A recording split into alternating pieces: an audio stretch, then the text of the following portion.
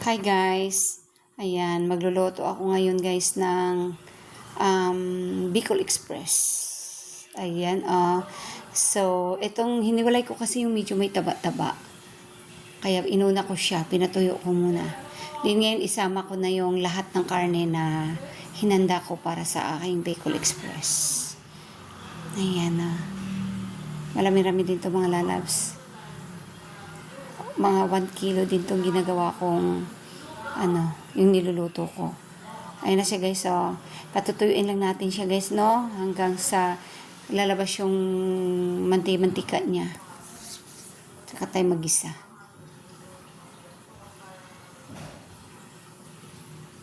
Patutuyuin lang muna natin dito sa kawali itong ating karne. At hayaan nating lumabas yung kanyang mantika. At ito pa lang yung ating ingredients mga lalabs. As usual, tapos may gata, bawang sibuyas, luya, siling green, siling labuyo. Ayan, at saka yung ating gata. Then meron tayong bagoong mga lalabs. Yan yung magpapasarap sa ating lutuin.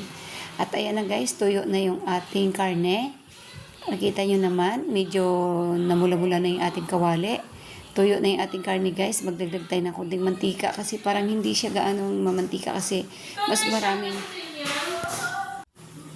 Ayan, magdagdag ako ng konting mantika guys kasi medyo hindi siya ganong nagmamantika dahil more on laman itong ating karne. Ayan.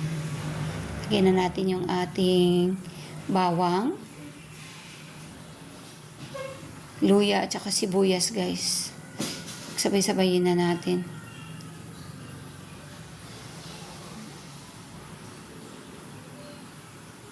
Yan, gisa-gisa lang natin guys.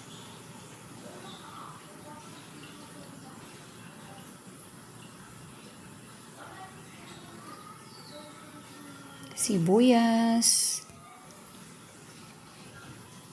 Yan, gisa lang natin ng husto mga lalabs. Sangkotsa lang natin.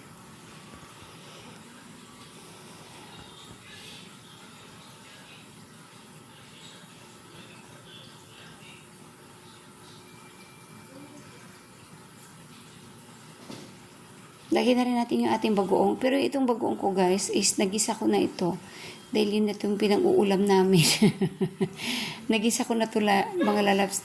Wala akong nakitang tindang bagoong dito sa mga tindahan malapit sa bahay. Kaya yung aking ginisang bagoong, yun na rin yung ilagay ko dyan.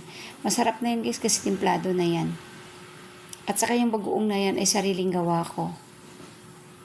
Sariwang alamang binili ko at ginawa kong bagoong at ginisa ko sa taba.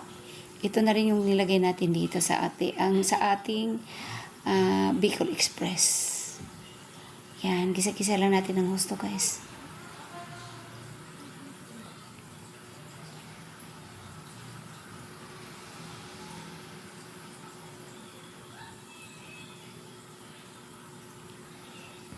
Ayan, yung pangalawang piga mga lalabs, yun yung ilagay natin dito, pampalambot sa ating karne.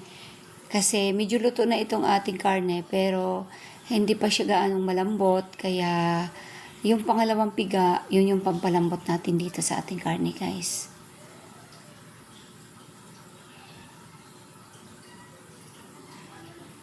Bihira lang ako magluto nito mga lalabs, Bicol Express. Dagdag din ng pamintang pino. Mas maraming paminta, mas masarap.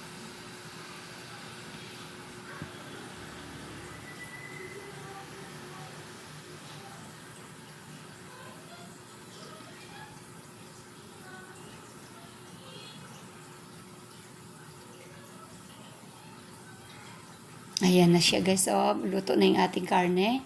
Lagyan na natin yung ating mga iba pang ricado.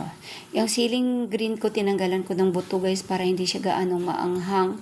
Din yung labuyo ko, medyo kaunti lang. Ayoko kasi nang masyadong maanghang guys. Kaya tama lang ang naanghang ang gusto ko. Kaya ayan. Nagtanggal tayo ng buto sa ating mga siling green. Guys, napakasarap nito mga lalabs. Bihira lang ako magluto nito pero sulitin na natin sa sarap. Ang bango na aamoy ko na guys. Yan, hayaan lang natin siyang makuluan dyan guys ng husto. Ay na, oh, look at that, oh. Diba? Looks yummy na guys.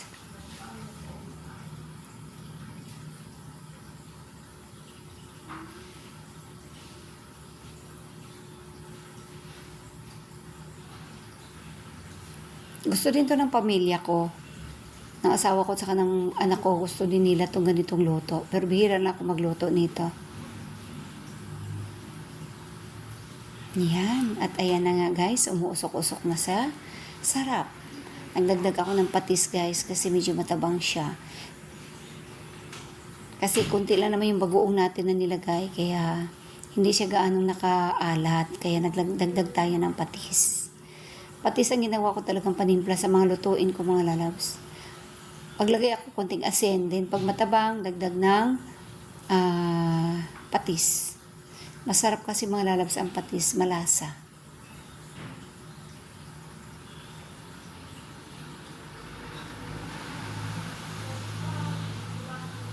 Di pa natin nalagay yung kakanggata mga lalabs, mamaya-maya pa.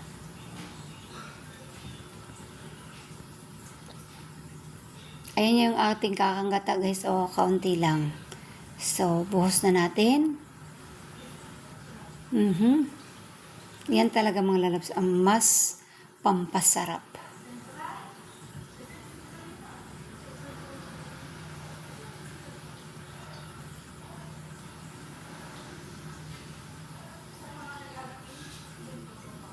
Okay na to mga lalabs, ang sarap na. Tama na sa timpla.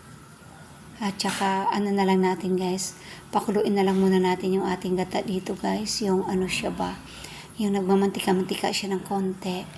Kaya hayaan na muna natin siya ditong makuluan.